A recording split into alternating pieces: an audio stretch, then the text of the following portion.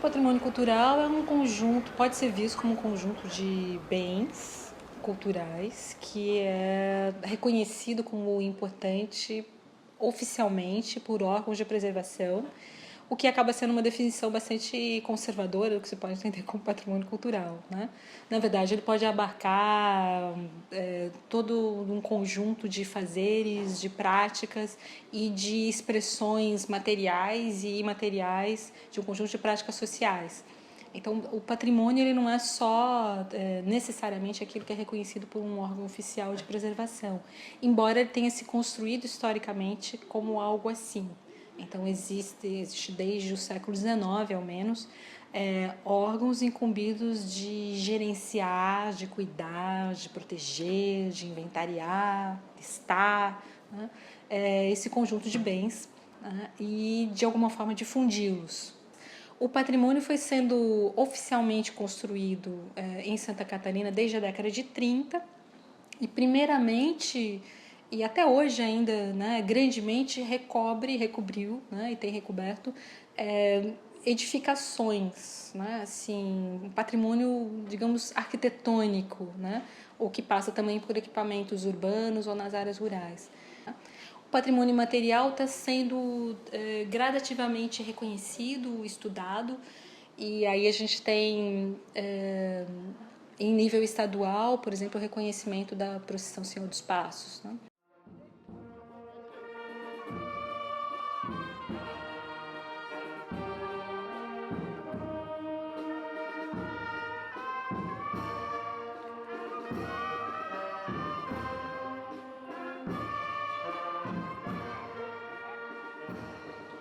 A procissão Senhor dos Passos é uma procissão que acontece em vários locais do país, e inclusive de Santa Catarina, em mancha um local, e inclusive fora do país, né? Assim, em Portugal, na Espanha, né? Mas ela acontece em Florianópolis, desde que Florianópolis era desterro, né? Antes de Florianópolis ser Florianópolis, desde o século XVIII. E agora, em nível estadual, desde 2006, ela já foi consagrada como um patrimônio do Estado, né? Ela foi considerada relevante. Ela é bastante interessante porque ela reúne milhares de pessoas. É um desafio estudá-la no sentido da sua permanência, né? Como ela permanece há tanto tempo, com aparentemente tão poucas modificações, e a relação com uma área que sempre teve um forte vínculo com grupos populares, né? Assim, então seria interessante pensar em que medida também a procissão mantém ainda esse vínculo, né? Ao mesmo tempo que mantém um vínculo com as elites, né? Locais, né? Por conta da Irmandade. De longe ou de perto, que o Senhor Jesus Passos continue a abençoar a nossa cidade, a grande Florianópolis, que continue a abençoar o nosso Estado, a nossa pátria, que os nossos políticos continuem sempre olhando para o desenvolvimento da nossa pátria.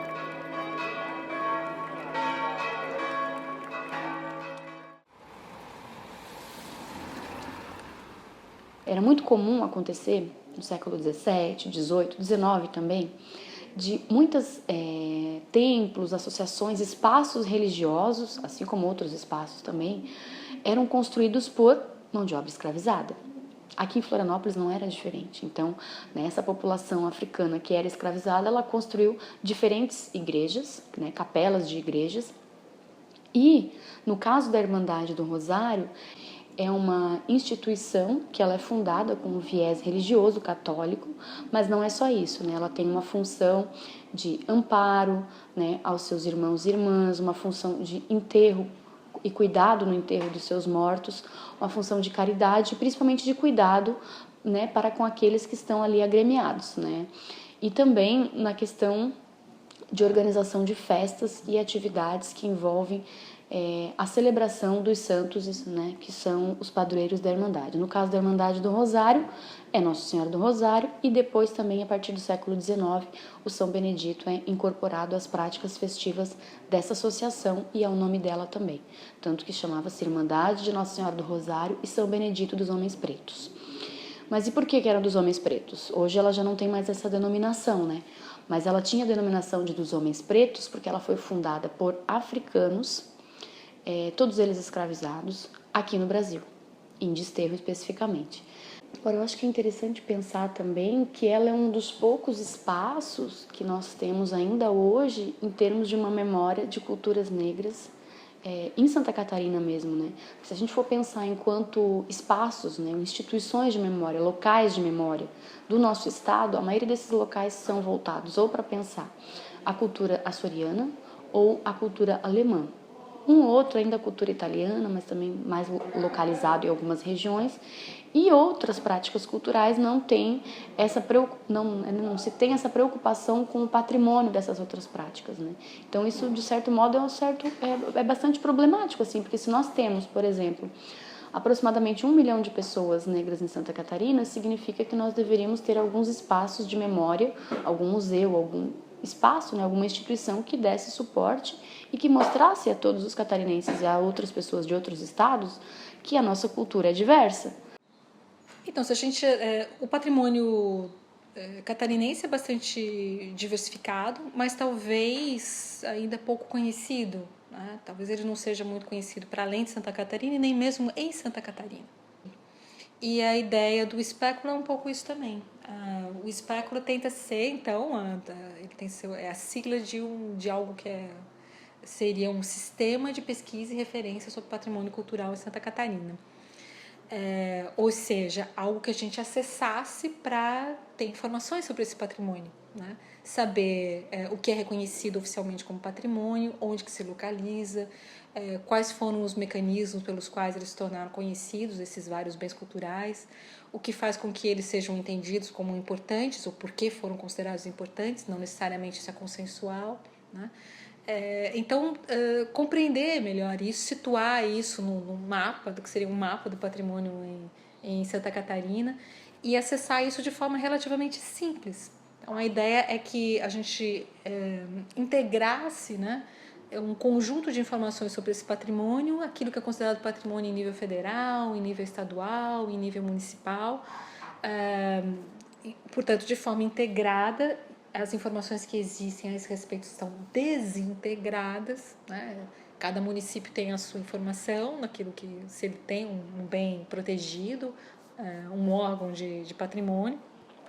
O Estado também tem o seu, o órgão federal tem as suas ações, cada um tem informações concentradas ou em sites ou em publicações, e não há uma integração. Então, a ideia do espéculo era realizar essa integração para que isso fosse mais conhecido, e talvez mais pensado, né? Assim, mais usufruído, né? Que as pessoas visitassem esses locais, aproveitassem esses locais e talvez se interessassem em participar mais dos processos que fazem com que eles sejam escolhidos. E talvez até também estimular uma cooperação entre diversos grupos, diversas instâncias na manutenção, na conservação e na difusão desses bens, né? A ideia é que o espéculo favorecesse a criação de instrumentos para isso, né? Não só divulgando as informações, mas ajudando a construir redes, né? Teias de colaboração, né? A ideia é um pouco essa. Talvez seja uma ideia ambiciosa, mas ela parte de uma ideia simples, que é levantar informações, integrá-las e disponibilizá-las.